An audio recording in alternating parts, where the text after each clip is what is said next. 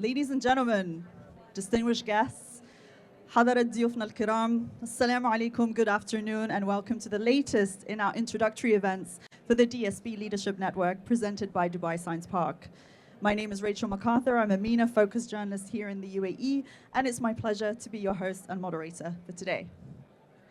But before we begin our first expert panel, I would like to take a few minutes to explain just what is the DSP Leadership Network that you're seeing here. And bear in mind, I'm juggling two things, so 1 second.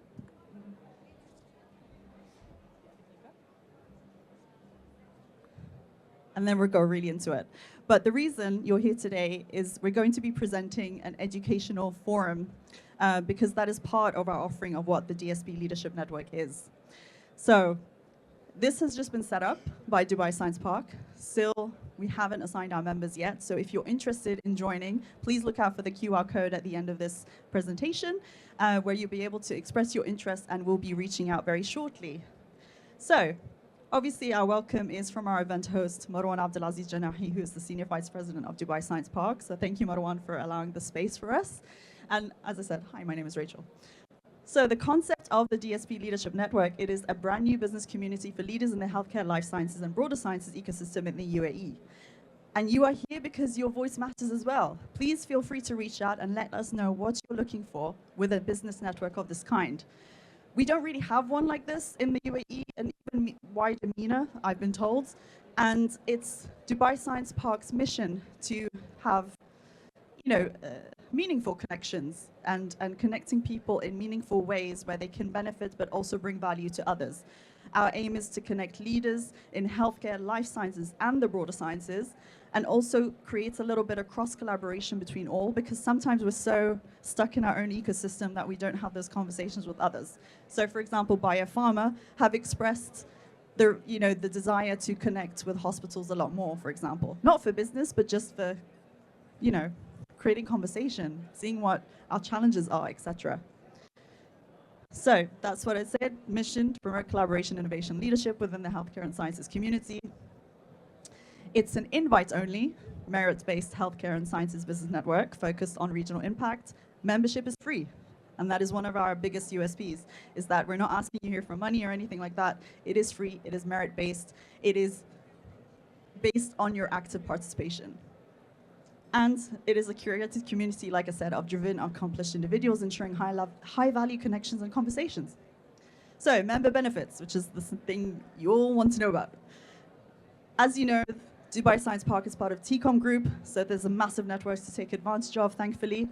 We're going to be offering workshops, partner discounts with the TCOM Group, events, priority access, social activities, course access, networking, and giveaways, and it's going to get bigger as we go along.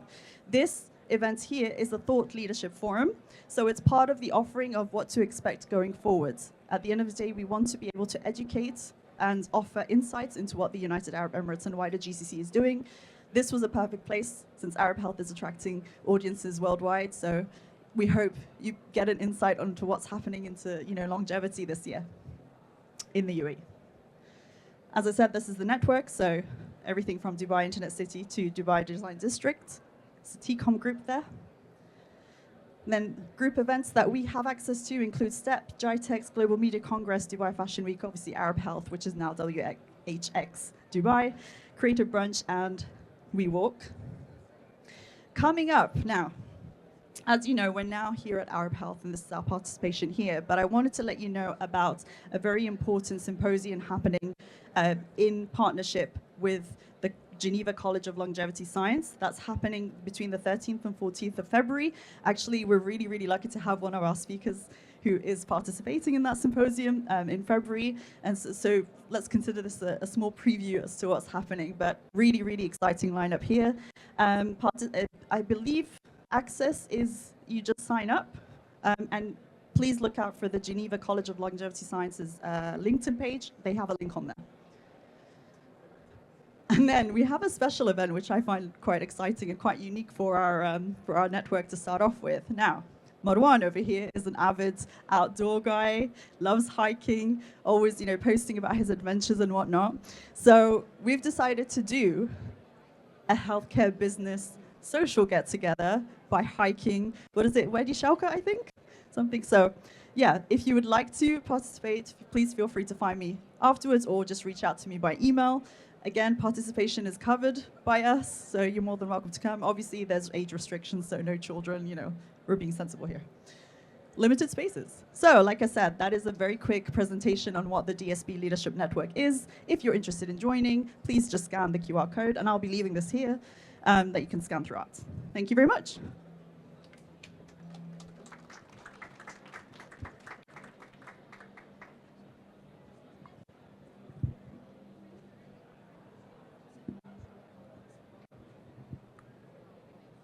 So, today's Thought Leadership Forum is dedicated to From Lifespan to Healthspan, exploring the power of healthy longevity in the GCC.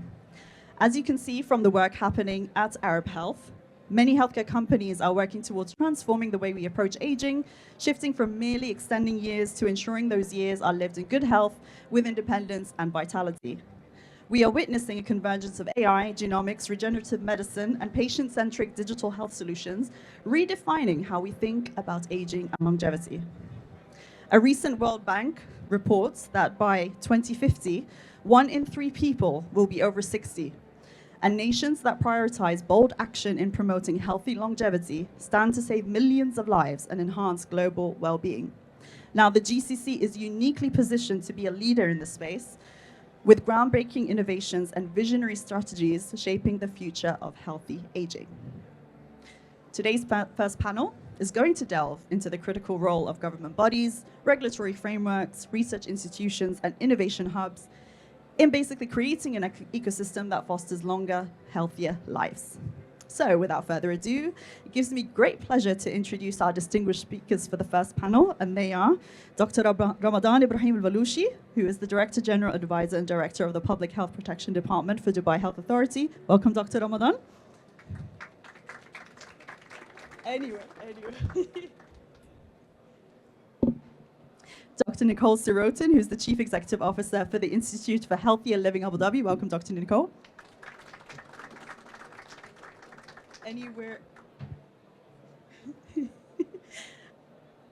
Dr. Sahar Ahmed Almarzooqi, who is the Studies and Special Project Specialist for Research and Innovation Center, Department of Health Abu Dhabi. Welcome, Dr. Sahar.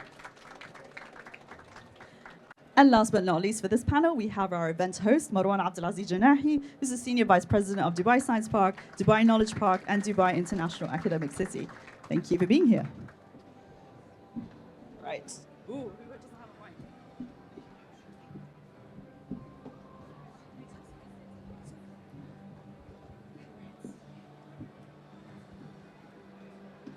Okay, well, thank you so much for being here with us. It's an honor to have you for our first thought leadership panel. And the field of longevity is something that's really gaining traction, I believe, especially at Arab Health this year. I feel last year was all about AI. This year it's all about longevity. In fact, I believe Arab Health has a World of Wellbeing event happening today and tomorrow across the streets. So do look out for that as well. So to set the stage, I'd like to first, because I'm sure you all have a very definition of what healthy longevity is. Dr. Nicole, actually, I'll come to you first. From a clinical perspective, and given that you work every day in this field, how do you define healthy longevity, and how does Abu Dhabi's approach actually integrate precision medicine and lifestyle medicine into what you're doing at the Institute? Thank you very much. Sound is okay? All right, good. Thank you very much, and thank you for the participation. Really appreciate this dialogue. I think you're correct. Longevity is everywhere, but what is longevity, right? It's the most important question. What are we really trying to achieve here? And I think everyone, if they really had their choice, would not want to live longer without being healthier. So really, at the heart of this is how do we optimize health span? So how do we keep people longer, keep people healthier for longer, right? While we approach age-related diseases across the lifespan. So what does that really mean? We're all aging, right? We age from the time that we are born. And we want to be able to come up with both strategies and therapies to help reduce the burden of that aging so that we can age better, healthier, and longer. And so really the definition that I quote is from the Healthy Longevity Medicine Society, which is the medical society that is really trying to galvanize the health professionals together around what is this new specialty, because we absolutely need to partner together with governments and other medical entities to make sure that what we're doing is real medicine, right? And so so I welcome that first question. That's the definition from my perspective, and I think Abu Dhabi is doing so much, as is Dubai, to really try to push this forward. And part of what we need at this point is to make sure that we're following science, we're protecting patients, and we're exploring where the opportunities lie. So really bringing together the commercial opportunities with the new technologies and putting that into a framework where we can say this diagnostic or this treatment therapy really will help improve people's lives and keep them healthy and safe for longer. Yeah, definitely. I mean, that's where we're going, and it's so nice to hear the clinical definition, because, you know, a lot of time when we read about longevity, it's like, is it just like living longer? But why would I want to do that if I'm not able to be mobile? Or so now, Dr. Ramadan, from a public health standpoint, since you're with Dubai Health Authority, Dubai's vision does align with the Centennial Plan 2071 in promoting longevity, particularly through prevention. What are your thoughts on that? I mean, what is Dubai Health Authority doing in that field? I know there's a lot of conversation happening here. What's Dubai's latest update? Good morning, everyone, and thank you very much for being here. Before I talk about this one, I think if you go back to history, the terminology has changed over ages, but the concept was the same. We've been talking about holistic medicine, we talk about wellness, we've been talking about happiness, but all of these components will lead to longevity. And it's basically like if you have a muffin cake, and you put on top of it creams, and you put about lots of ingredients around it, you make the selling better. But if the component is bad, nobody will continue buying it. So when you talk about public health, we do agree 100% that first of all, you have to make sure that the health setup around that candidate is perfect from different circumstances, whether there's access to healthcare, whether there's insurance system, whether there is a health setup policies around them is there. But the other ingredients are still important, which is basically like mental health, like mental support. And when we talk about prevention, we usually don't say that suicide, we say attempted suicide, and then before that we say burnout. So we have to go to the root cause analysis for any of those events before we conclude that this is a patient. So from public health perspective and Dubai, we had already analyzed that we had to change the definition of a patient to a customer. And the moment you change this concept in the medical atmosphere, they don't need to be sick people to treat them. So the mental health strategy was changed from mental health strategy to mental wealth strategy. And by changing those concepts, it will take a longer time. That's why some people are asking why it's 5 years, why it's not 1 year. The idea is not basically to implement everything this 2025. You have to change the mindset up, you have to prepare the healthcare setup, you have to prepare the physicians. Until then, you have to then impose the treatments. You can't just convince a 70-year-old guy to stop smoking after 40 years of smoking. It will never work. You have to work through their mindset up, through the family, and so on. So this is the way we did remapping or reshaping the mental wealth strategy. And as someone with an Arab family, trying to convince anyone to stop smoking at that age is they'd rather just, you know, go on a holiday somewhere. Yeah, that's for sure. So Dr. Sahar, now, I gotta say, I know you're under the team, or you work with Dr. Asma Al-Manai, who's doing incredible work at the Department of Health Abu Dhabi at the Research and Innovation Center. So genomics is obviously playing a crucial role in how you're taking longevity forward. So tell me a bit more about your genomic research and where you're going with that in Abu Dhabi. Assalamu alaikum, everyone. First of all, I'd like to thank you for having me. Can you guys hear me okay? What about now? Would you like that one? Halas. I would like to thank you guys for having me. I'm working as part of the genome team in the Department of Health. And what we're aiming to do is using the success of the Emirati Genome Program, where we have successfully collected and sequenced more than 750,000 samples from our population.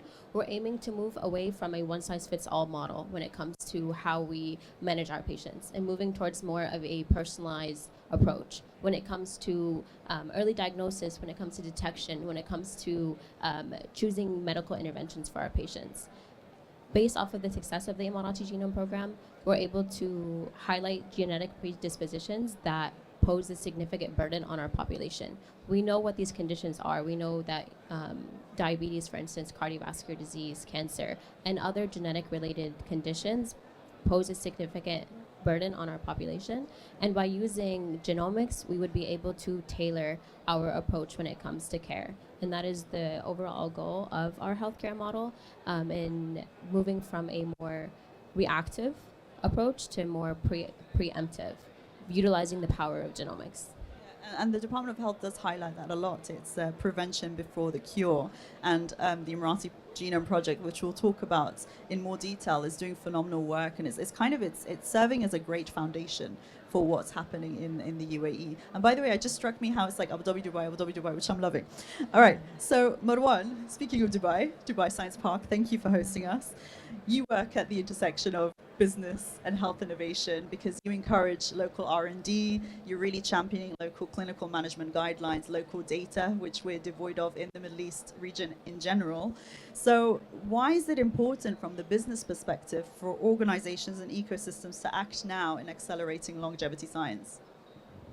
Right. Good afternoon, everyone. I hope everyone can hear me? No? Let's try. Yes, better. I'm not a longevity expert, but I can say from my readings and from what I've learned so far, it's a very multidisciplinary field, right? And this is why you need to be able to put people together, whether it's genomics, whether it's the family doctor, all of those things is, to understand the patient better and to be able to give the right information. And treating is something, but preventing is something totally else. And the sooner you do it, the better, obviously. So this is why I think it's not just about what one company does, whether it's the hospital, the clinic, the pharma company, the digital health company. It's really a web of stakeholders that need to come together and agree on something, which is how do we make patients live longer, healthier. And I'm sure you get a lot of interest from companies who want to come here, set up a lab, for example, and whatnot. And I'm sure you reiterate, not you personally, but as a company, you reiterate the need for local data. It's not just a case of let's just have an office here, just to say we have an office here. It's about benefiting the whole region as well. So, I mean, do you have criteria when it comes to that? Is it just for you, what is longevity to you when these labs come in and what's important for you to explain to them? We have a couple of companies in the longevity space, and we have one, for example, that is headed by Dr. Maria here, who looks at the DNA and understands, our sequence to basically come with recommendations. I hope I'm not saying anything wrong, of what do each and every person need to do separately, for in a very personalized matter. But in my opinion, that's one part of the equation. But again, in terms of digital health, for example, a lot of our behaviors are done outside of the hospital setting, outside of the clinic setting. So what are those things that are we doing to enhance our health and our life and the way we live our life? To me, longevity is living longer, healthier, as simple as that. Now, obviously, we did say we're going to talk about the regulatory environment, public health strategies, and a major driver of healthy longevity is the regulatory and policy environment. Now, Dr. Ramadan, What are some of Dubai Health Authority's initiatives, for example, in neuroscience regulation, longevity-focused clinics, standardizing care, what's happening right now? Or what are you finding quite exciting in terms of the collaboration opportunities with Dubai? I think the beauty of I'm from Dubai, but I still have to say the truth. The beauty of Dubai structure is that it's always resilient more than rigid compliance or rigid even regulations. And even history-wise, we moved from office of managing practice to licensing to regulation to innovation, which means basically that the rules for longevity and wellness has been changed dramatically over not years, months, and the laws have enabled us to use even AI technology and longevity. So when we talk about longevity, the rules and regulations has been very transparent to all the investors and not to practitioners only. Why? Because the investors, when they come and talk about longevity, stem cells, youth, wellness, it is not the old typical medicine they're gonna use. They need to use different methods. And these methods are not available in every part of the world. It's basically been used in some part of the world where they even use the ancient medicine to work on technology and longevity. While you were talking, I also cheated from ChatGPT or DeepSeek. So DeepSeek. I was just asking, give me the oldest longevity quotes. Chinese, they said, the man who moves a mountain begins by carrying away small stones. The Greek, they said, walking is man's best medicine. Biblical wisdom, they said, honor your father and your mother, that your days may be long in the land that the Lord your God is giving you. So it's not new. It's basically changing over time. So by putting new regulations, what's happening by the Dubai government is basically encouraging the clinics to open. And I was just talking to Marwan and saying that you need to now encourage investors to open a whole spectrum of longevity clinics or institutions, because it's not about taking care of your weight or diet or medicine. Is basically a whole process how you stay healthy, without even the main purpose to convince anyone is that I don't want you to visit a doctor. This is basically the definition what we are looking for longevity. So yes, Dubai is adopting such new structures and is also welcoming if any of the countries they have best practice to come to regulation and to challenge even us how to change our regulations. I believe Dr. Nicole had a follow on that. I do. And I really appreciate this question because it gets to highlight some of the Abu Dhabi Dubai competition, which is very healthy and very active. But one of the things that we've worked on in the Institute for Healthier Living Abu Dhabi is exactly this. So we sat with the Department of Health and the Healthy Longevity Medicine Society to really write the first government standards in what longevity medicine is and what it isn't, right? Because again, if we're really to do this as a real specialty where patients will come in and see doctors and other clinicians and get this kind of care, we have to have some guidelines. And so we were able to publish those for the first time globally together with the government. And I think the way that we're trying to approach this as an institute comes back also to what Marwan was saying. So you have government, you have commercial, and you have academic, and our job is to be able to help bring the best of those into a model where we can take good care of patients proactively, in a personalized way, utilizing technology, but also with the idea that these are people that need that, and this is healthcare, right? So that this is really still, we're taking care of people in a way that is in a healthcare model, right? So we have some responsibilities there as well, which is where the government relations come in. So I think the setting the first standards, this will be the first of many, we hope, right? And many iterations of this, but a really important first step. Exactly. Just remind me, If please, I Dr. may interfere, sorry. Sure, I think, Okay, I'm what seeing is the happening- rivalry happening now. No, Mike, it's not basically, I totally agree with you, but I think the longevity clinics are not yet mature enough and globally. So what we are doing in the government, basically, we are coming with the standards and guidelines. But when it comes to the business setup, maybe Marwan will help us, is that the investor is still looking for something totally different from what the government is looking for. Our aim is patient safety, number one. Number two is patient safety. Number three is still patient safety. But for the business, it comes patient safety balanced with the revenue, with the reputation. So it's this balance is not yet being created in longevity, not yet. We have to be very honest that it is at the beginning of the first steps to encourage longevity. There is not enough comparison guidelines or country-wise to compare what is happening with the best result there. So we reached the wellness, yes. We reached best clinics globally being practiced now in Dubai. But when it comes to topic of longevity, I don't think we are just at the beginning, and we are lucky that we started such an idea and such a thing in Dubai or UAE and Abu Dhabi. And the good thing is that we already cheated from them as well. We took the guidelines because we wanted even to write our own. But this is the teamwork we do, is that everything is transparent. There is nothing called, it is my guideline, I would like to keep it.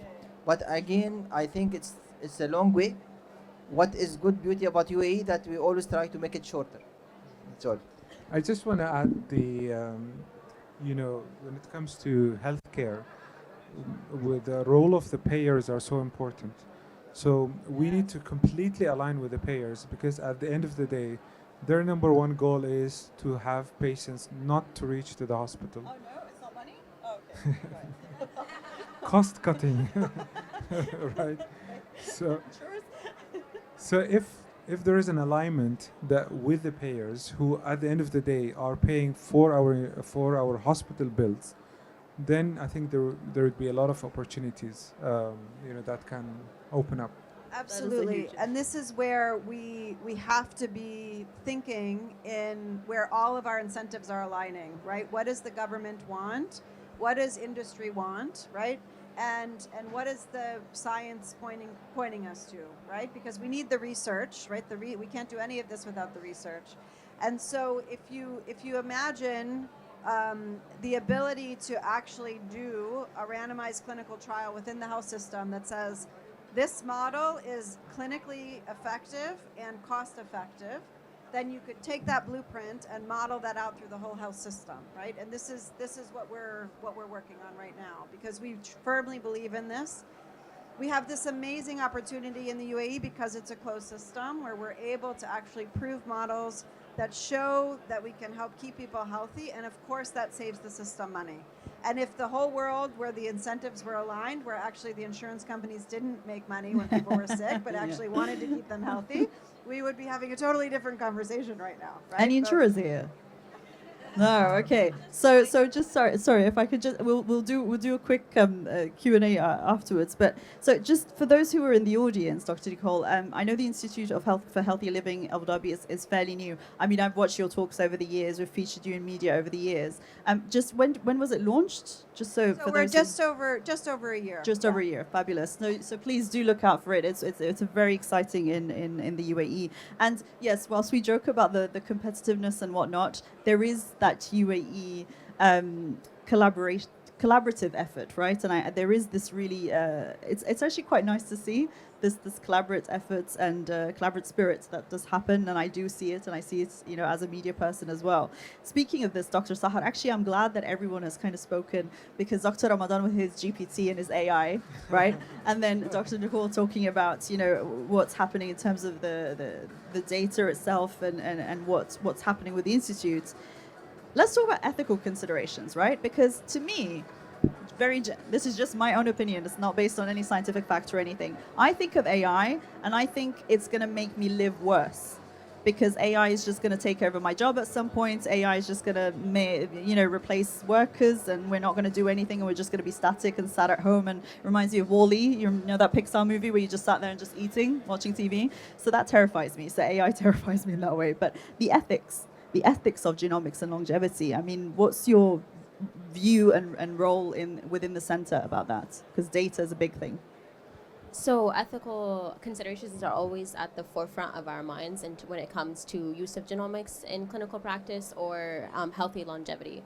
With the work that's being done on the government scale, there was a federal law that was established in 2023 that regulates the use of the human genome, ensuring that the participant or the patient has complete control over their genomic data and understands their rights when it comes to genomics.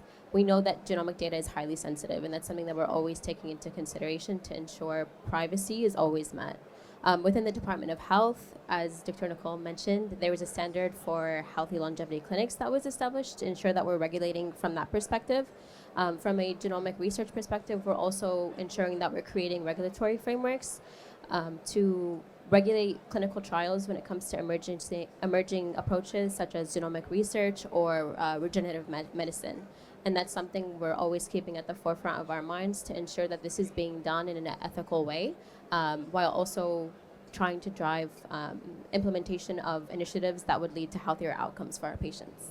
And looking at the Emirati Genome Program, are there population-specific risk factors that you're looking at right now? For example, I know rare disease is one of them, and identifying risk factors in those, and identifying how rare disease presents itself within the Emirati population and the wider population. What else are you looking at the moment? What's shaping the program? So UAE ranks 6th when it comes to genetic and partially genetic birth defects. We know this is because of the consanguineous marriage of in our culture, which is the marriage of blood relatives, and this leads to an increased prevalence of genetic conditions within our population. In order to combat this, we have several initiatives that have been launched. One, for instance, being the premarital genetic screening initiative. This was initially a pilot study that ran about for a year and a half, and the aim of this program was to allow couples, before they decide to get married, to undergo comprehensive genetic testing. Previously, since I believe 2004, premarital testing was mandatory for all couples in the UAE, and they looked at 2 blood disorders. Through the premarital genetic screening program, we expanded upon it to test for 570 genes, causing more than 840 autosomal recessive conditions. And the aim of this program was to not stop anyone from getting married, but to ensure that the couples, before they make that decision, they have all the information that they need to be able to make a decision whether or not they want to complete their marriage. If they do, they're aware of family planning options. And this is to reduce the burden of genetic conditions in our population. We also have established other precision medicine initiatives, such as our cardiovascular precision medicine program and our oncology precision medicine program. Through that, we're using the power of genomics to help with diagnosis and also allow our healthcare professionals to make evidence-based decisions when it comes to treatment for their patients. Through the work that was done with Cleveland Clinic, for instance, in the oncology precision medicine program, they found that the Emirati women with breast cancer, the prevalence of these women who were carriers for genetic mutations, you guys might have heard of BRCA1, BRCA2, and so on, was much higher than what's seen in US or European populations. They also found that Emirati women have a higher tendency to develop breast cancer about a decade earlier than what's seen in Western populations. We know our population is different. We have to move away from this standardized approach when it comes to clinical care, making sure we're tailoring it to meet the needs of our population to lead to better outcomes. And this is done through various initiatives, beyond just premarital, beyond just oncology, beyond just cardiovascular. We're also recently launched the pharmacogenomic flagship program, where we're able to issue pharmacogenomic reporting. So we're able to inform healthcare providers how their patients would metabolize or react to certain kinds of medication based off of their genetic profile. So these are just some of the ways that we're aiming to increase health longevity of our patients through the power of genomics. And it's so interesting because, so I'll disclose it. I got screened before, and it was found that I have a variation that puts me at risk of radiation-induced breast cancer. So I got this long report telling me, okay, you have this, so in order not, again, I'm not a scientist, but in order not to activate it or something like that, do not pass through X-ray machines, or try and take extra caution when you go to a dentist. Rather than just doing the X-ray here, do it throughout, right? So it does give you those insights, but I also sometimes, when I think of insurers, if my insurance company knows this, sorry if you're here, they're going to go, Ray, we're going to raise your premium right now. Tell me. So we're also making sure that with the use of this genomic data, with reporting this genomic data, there's no, stigmatization or use of this data to discriminatize any kind of patients. So we have prevention methods that have also been implemented with oncology. In collaboration with Cleveland Clinic, we've now in the process of enrolling 200 Emirati genome participants to undergo genetic testing. So these are healthy patients to undergo genetic testing to see if they have any kind of genetic predisposition to developing cancer throughout their lifetime. And based off of this presence, they would be enrolled into a high-risk clinic and be given tailored prevention strategies. So instead of the routine mammogram after a certain period of time, no, their prevention strategy is tailored based off of their identified risk. Now, I know this conversation, because of the time that we have, it's so surface level, and it's kind of given a first look, I suppose, into what the work that you're doing. And to be honest, I could chat with you guys for quite a long time. But Dr. Nicole, from a clinical perspective, I mean, like I said, I've covered you in the media several times. I've seen you talk, and I've seen spectacular talks on precision medicine.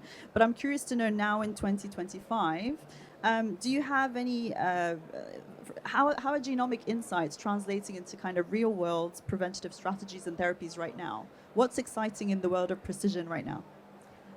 That's a great question. We have so many data points on all of you, right? Today, right now, sitting somewhere, right? So we've transitioned from really thinking about needing to have the data. The data are important, but really how we use that and how we apply it is how we're going to get to actual insights. So having a genome program as robust as we do, we are incredibly lucky, right? This is a one-of-a-kind initiative.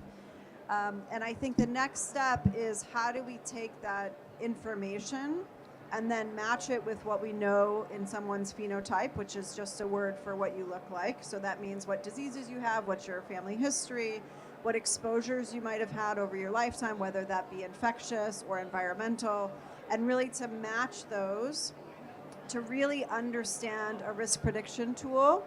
You need to have all of that, right? And then, of course, in order to interpret all of that, we need some machine learning or some AI systems that help us use all of those data points and then look at real life and see what comes out on the other end. So if you have A, B, C, D, and E, and we know that you've developed diabetes or your parents have diabetes, then we can make matches there to say, okay, this likely means that you have a risk, right? And so really putting together the genotype with the phenotype and what happens to you in real life, and then you do that with thousands and thousands of people, you can then create these risk prediction models that can say, you as an individual, we can look at all of your data points and see you have a higher risk of cancer, you might have an increased risk of metabolic disease, and then the next layer is we say we're going to put you into these high risk programs, or we help you modify that risk before it develops into disease. And I think that's our goal and where we're all headed. In order to do that, we need the advanced diagnostics, we need the genome project, right? We need the public health system to help create that so that people can access it. But to me, that's our future, and it's very bright. Yeah. I keep on hearing the word geroscience. Is that a buzzword, or is that something as a clinician you care about? Yeah, geroscience, so we get, doctors and scientists like to mince words, right? So geroscience is really another word for longevity science. So it's really this idea around the original people who were working on aging were geriatricians, right? So these were doctors who took care of old people. But now we realize actually, right, longevity starts much, much earlier. And so the word geroscience still is the technical term for the science of looking at age-related diseases. Now, Marwan, Dr. Nicole was talking about, the support of someone, an entity like Dubai Science Park, where you're facilitating biotech startups and facilitating the commercialization of longevity innovations. So what are the perks being with Dubai Science Park? It is your booth after all. So what are the perks of being with you? Right. So I would start with the specialized facilities that we have, from laboratories to light manufacturing units to offices, co-working space, really looking at the entire spectrum, whether you're a one-man show or a large company. And not ending that, but also doing things like the network, to activate that community, have people talk to each other, and come up with new ideas and innovations. Amazing. And the DSP Leadership Network obviously coming up. That hopefully will connect more people as well. Dr. Ramadan, we've spoken about the innovation and technology that's happening at the moment. For me personally, something's really exciting is CRISPR, gene editing, right? The ability to edit, to make your life better for the long run. There, I remember interviewing a gentleman from the US called Jimmy Olaher, who underwent CRISPR, and it basically alleviated his sickle cell disease symptoms, which he'd been having for years and years, to the point he just didn't want to live anymore. And then all of a sudden, almost overnight, it wasn't overnight, but with this technology, he was able to now live a normal life, if you will. Things like digital twins as well, rather than testing on animals, now we can create, using AI and our genome, a digital twin where we can test medication on, for example. Again, I'm saying this in a very non-scientific way. But what else technology in Dubai right now that's of interest to the authority? Well, before I go to technologies, I think what examples you mentioned is very important to and crucial that we mention. When we talk about these, we have to go to data. What does it mean? During Corona, I remember there's one article, they said 100 patients died of Corona on the spot. But there is 8 billion people living on Earth, not 100. So we don't do conclusions on small numbers. And when it comes to those technologies and or individual experience, we cannot ignore it, but we cannot even conclude that this is it's gonna be on everyone. It's basically what we do in public health. We have to have a background on scientific background, research, data, and then we conclude whether this is gonna be beneficial for the patient or not.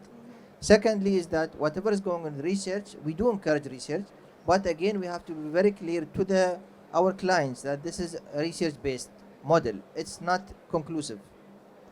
And when it comes to ethics, yes, important. One more element is the awareness. We always forget that we have to make people aware of what's happening. When you talk about genotype and phenotype, who knows what is genotype and phenotype? Not everybody knows. Yeah. We have to explain it to their own language that what does these words mean? How does it implement in your life? How does it impact your life? When two people, they want to get married, they don't care about gene testing. They want to get married. They want a good wedding. Yes. Yeah. So you need to explain to them why this is crucial and important. So these are few elements we need to be aware. And what is happening in UAE, that we took the steps forward that to start educating people about genome, Emirati genome, what does it mean? And we've been seeing a lot of channels been talking about it. Next step is talk about even treatment. Even doctors, by the way, we teach them how to break the news to the couple. Now, talking about technology, as a UAE, United Arab Emirates, we are lucky that the technology is in the forefront, which means that we are one with the top. If you ask now DeepSeek or ChatGPT, who is the first country implementing AI technology? The answer is UAE, number one. Really? So I think what we are blessed with that, our leaders and legals also are supporting that AI is going to be the next future for any type of advancement, whether it's medicine or away from medicine. So for us, we are trying to implement the same thing that I think personally as well. AI is not one way that's going to destroy the functions and jobs. We have to see how we're going to benefit from AI. Yes, there will be abuse. There will be some people and companies trying to abuse it. But what we have to do, we have to continue make the people aware of it. We have to know that there will be some jobs will disappear, but there will be thousands of other jobs will appear for the humankind. So we have to be aware that AI is coming. We either keep fighting against it and a lot of black market and violations will happen, or we have to embrace it, put laws and regulations how to accept such technologies into the country, into the practice, into the patient's life. So what is happening in Dubai basically that is already going the steps of the country policy that we are encouraging the technologies was coming, whether it's AI or not. Secondly, we are also, if you notice, recently hosting a lot of startup companies. And I think DSP and other free zone areas, now they're encouraging the startup companies. We have a lot of examples. Startup companies started in Dubai, now they are billionaires. Not in medicine maybe, but we have in different technologies. But in medicine, it is happening. In my visit to Medica in Germany, I noticed there's a huge wing of startup companies. And honestly, what I saw, I think it's coming fast. It will not stop. What we do in UAE is that we are blessed that we are encouraging such things to come in Dubai and UAE, and also to welcome those regulations. So to cut it short, I think the technologies, we started with blockchain, with now we're reaching to AI. Who knows what's coming next? The company, the country, the regulations are welcoming this one, and we also are welcoming such technologies. It's interesting. So you mentioned data, and so Dr. Sahar, I'll ask you about the data aspect, and obviously the data aspect with DSP as well. Is well, my question is, well, who owns the data? For example, the startups, they have their own data. They're doing their own research. You have your own data. Everybody has their own data. But what are the strategies in kind of, I suppose, integrating all this health data? You know, I've seen a lot of talks at Arab Health this year, and the general takeaway is the patient should own their data. How can we cross collaborate to kind of share data between each other? I know there's Malafi Riyati that's coming up. That's the electronic medical record that is happening in the UAE, and I believe it's nearly something 90%. Don't quote me, but it's adopted highly in Abu Dhabi. But what are we doing to ensure that we're making your lives easier as well? And startups that are operating here, how can they share their data with you in an ethical, right way in order to benefit the population of the UAE? Can I add one thing before I open? As a regulator, we do have a law. So the law has enabled us how to protect the data, how to share the data across the whole country. What you mentioned are enablers, how to make sure that we collaborate. But just to add from my side, I don't want to talk a lot, but the law is there, is very clear, has been established, has been as well added the bylaws about it. So the law has enabled us how to share and use data. I leave it now to my colleagues. No, that's great to know as well, because we have visitors coming from abroad, so it's good to know what the authority is doing. So yeah, who wants to take that first? So yeah, the ICT law of 2019, that's the law that was issued for having the data stored in the UAE. And obviously that's very important. But things like Malafi, for example, that has more than 3,000 clinics and hospitals, part of it where a doctor can see test results of other clinics, for example, for a patient, which is great. So we are finally using one platform to access the patient's data.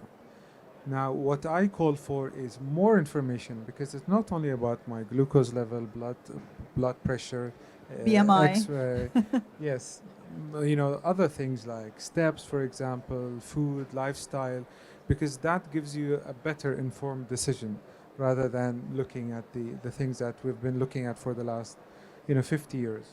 And So I really sharing, dislike more sharing. exactly more sharing and more beneficial data, because when you have a BMI on my health record, I'm like, oh, this is so outdated. This doesn't really work. Dr. Sahar?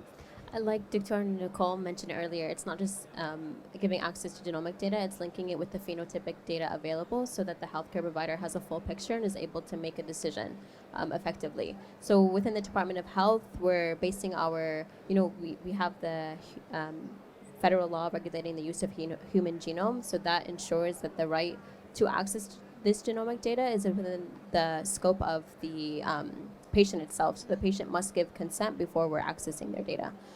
In the Department of Health, we're working right now to integrate the genomic data with the clinical data as well, because we have a vast array of genomic data that would lead to revolutionary change within our healthcare system. And so that's what we're currently working on.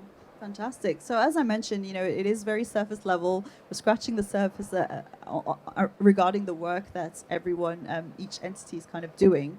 But do you want to take questions? A few questions. All right, so let's Dr. open the Mace. floor. Oh, hello. Thank you very much. Very insightful talk today from everybody.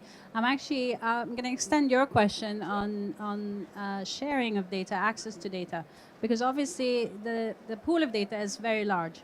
And when we now have the tools to be able to parse through this data, there could be quite a lot of players either setting up in biotech companies, academics like myself, who can parse through the data for subgroups and certain diseases specifically that are of interest. So you actually widen your pool of people. So while the regulation is there, and that is actually incredible and you know, very celebrated for the UAE, what about the sharing of the data?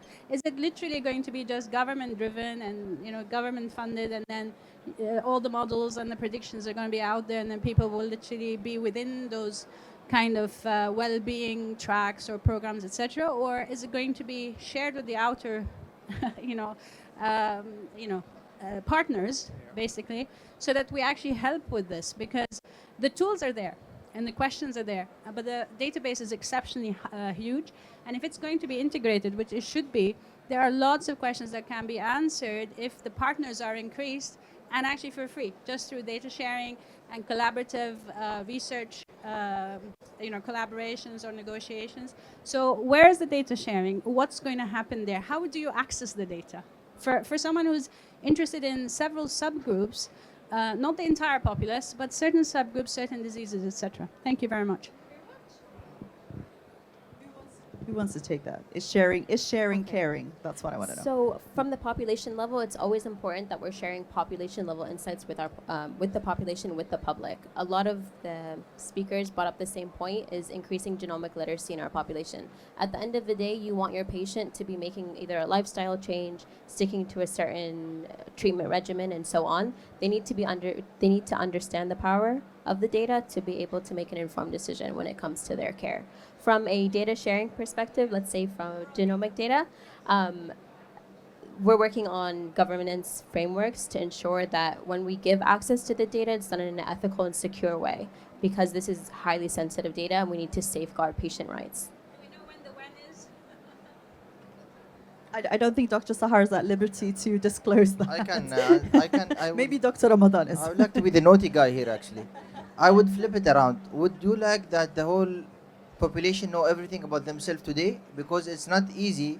If I'm 20 years old and then I discovered by age of 50 I will have cancer from now, then the setup should be ready for me. There should be some psychiatrists, some psychologists, some oncological hospitals, governments. Everybody should be ready for one candidate. Imagine if I give the whole information for the 10 million residents and locals in UAE. Suddenly I give you all the information to the 10 million. What will happen to the population?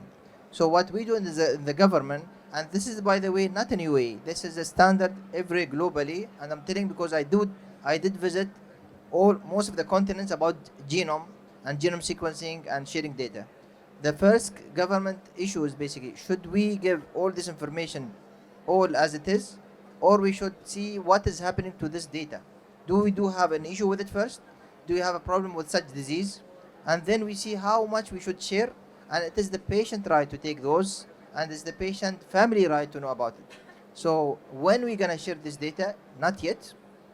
The negotiations basically, as Dr. Hassan mentioned, is we are trying to see when we're gonna share it, how we're gonna share it, to whom we're gonna share it. So this governance model is now at the stage of writing it down, because the law's been there, but the bylaws and so on is still, we're not gonna be rushing it because it's very, very sensitive. It's one of the actually very crucial data.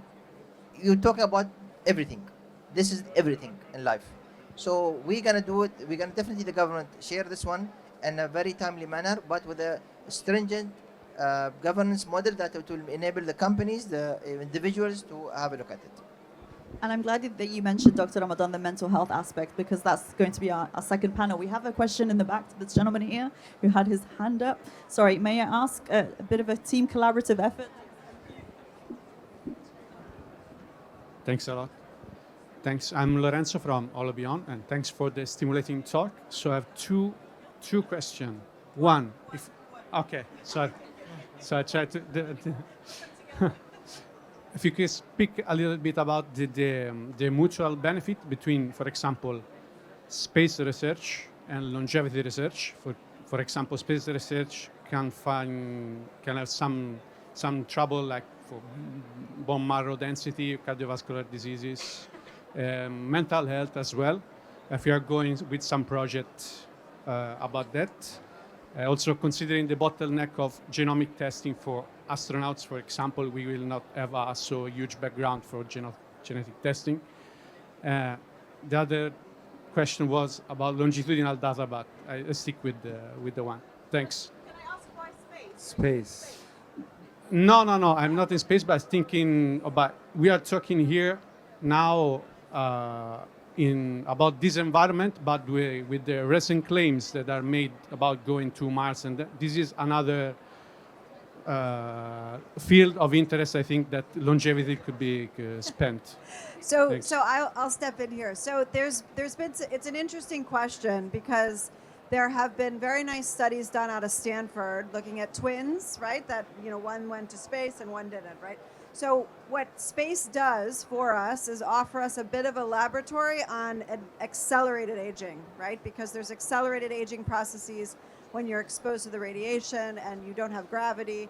And so in certain systems, we've learned about, for example, accelerated loss of bone density and what that does to a body.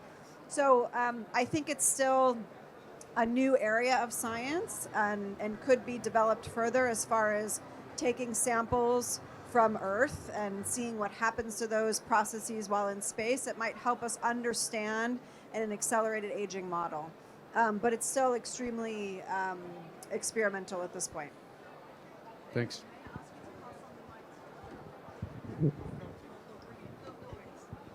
Hello, hi. Sorry. First of all, I'm seeing a lot of familiar faces, which is really great. Just my question is about the data. When we're talking about the data and giving back information regarding genomics, we've seen a lot of companies that does that, and some of them are approved, and they are, I think, part of the Dubai Science Park as well. That you would give them a sample and they give you back your results, and some of the results are risk factors. So they would tell you if you're gonna actually get cancer within like at 50. So as the government, is it? So you mentioned that we're not gonna give back data until the government is ready, but these companies are giving back data, but the government is not yet ready. So what are we doing in terms of these companies? Especially that is paid, and like they are regulated, but not in this sense, in a way of if you get what I mean. You're giving Dr. Ramadan some ideas to issue Yeah, fines. it's both. not It's fine. both because it's Dubai Science Park, and I'm not saying it's Dubai. It's the whole government as a federal government. It's not fine actually. Basically, you're generalizing when you say that test is done, but genome testing is not one genome, is not one sequencing. So the companies have been giving license, they've been giving specific licensing for specific things. And also, we don't forget it's the patient right to do whatever test they want. So you can't close the market and say, because I am stepping in today, I will stop all the clinics, because it's not a violation anyway. Yeah. I'm doing any test I like, I'm a human being, I can do it outside, and it's allowed. But what we are talking is totally different. We have different targets, we have different group, we have different even demands what to be done for the population. And when I say that government will not give, it's not about not give, they will give. But they will give in the right time for the right population, because we have to even stratify them, see who should we give at what time and why we are giving this one. Is the healthcare ready? But the people who say take the responsibility and say that I don't want to wait and I want to check open mind, it's up to their responsibility and right. The law gave them the right to do it. So we will not stop any clinic for doing such things. But again, the tests for sure are not the same. We have different demands. I think maybe you could enlighten us more, because sees the scientific behind. I'm not a genome guy, but I'm telling from the government perspective as policy, yes, it is there. It's been happening for years, by the way. It's not 1 year old, it's even more than 10 years old. But the tests are different and variety. I hope I answered the question. Yeah, perfect. Thank you very much. Can we take the last question here? Thank you for a very insightful discussion. I'm Dr. Pipasha Biswas from the Faculty of Pharmaceutical Medicine in UK. My question to you is, have you ever looked into adverse drug reactions and pharmacogenomics? And, oh, fantastic.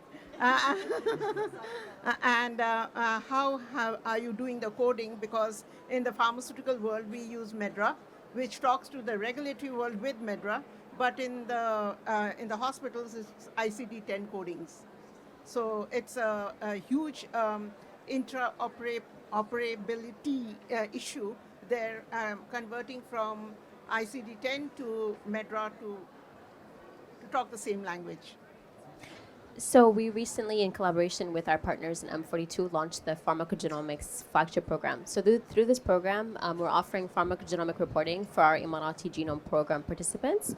They're able to provide feedback on 22 different pharmacogenes affecting more than 180 medications across different fields, including pain, cardiovascular disease, oncology, and so on. So we're able to utilize this in the end, with the end goal of reducing the number of adverse side effects that our patients are facing.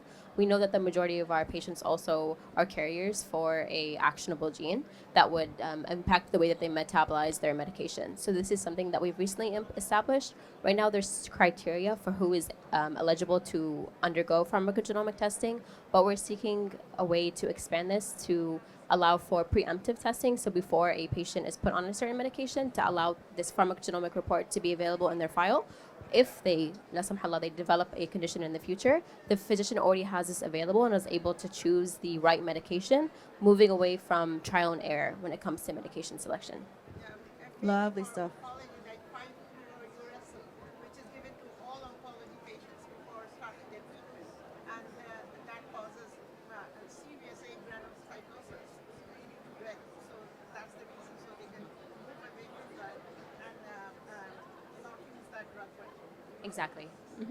Fantastic. All right. Any closing remarks or anything you'd like to just tell us very quickly, maybe about your stand, DHA, what's going on there, Dr. Ramadan? Well, I think it's very interesting today to have a discussion about it, but I think let's work together, let's collaborate, let's share ideas, and let's explore more opportunities to invest in Dubai. Thank you very much. Thank you. Dr. Nicole. Yeah, I agree. I think the beauty here is in our collaboration. And so with the Institute, we're really looking to reshape the way that we take care of patients, the way that we approach public health research, and the way that we approach innovation. And having all of these align with the incentives together will help us achieve this stronger. So we're very open for partnership, and I appreciate the dialogue. Thank you very much, Dr. Hill. Dr. Sahar. I completely agree. We're looking for ways where we're sharing the insights that have been generated to make sure that they're directly being implemented within clinical care. So we have that feedback mechanism, generating insights and then having direct action within clinical management of our patients. Fabulous. And Marwan, I'm going to be a little bit biased, but I love the fact that you've offered a space to your startups as well to showcase their offerings. But what have been your observations of Arab Health so far and your closing remarks? I mean, Arab Health gets bigger and busier every year, so that's just, Arab Health. But I would say, for us to reach to a society with, healthier, longer living, we all need to work together. Including the startups. Including the startups, including the government, including the hospitals, the pharma company. It is not something we can do alone in silos. This is something that, we all need to put our hands together and achieve together. Fabulous. Now, I know you are all incredibly busy, and it's been an insane Arab Health with WHX Dubai right now. So thank you so much for giving us your time. We know you have millions of meetings happening. So once again, please join me in thanking Dr. Ramadan Ibrahim Alblooshi, who's the Director General Advisor and Director of the Public Health Protection Department for the Dubai Health Authority. Dr. Nicole Sirotin, who's the Chief Executive Officer of the Institute for Healthier Living Abu Dhabi. Dr. Sahar Almarzooqi, who's the Studies and Special Project Specialist at the Research and Innovation Center at the Department of Health Abu Dhabi. Mashallah, the titles are long. And then last but not least, Marwan Abdulaziz Janahi, who is our event host for today, who will be returning for panel 2 as well. So thank you so much for your time. We really appreciate it.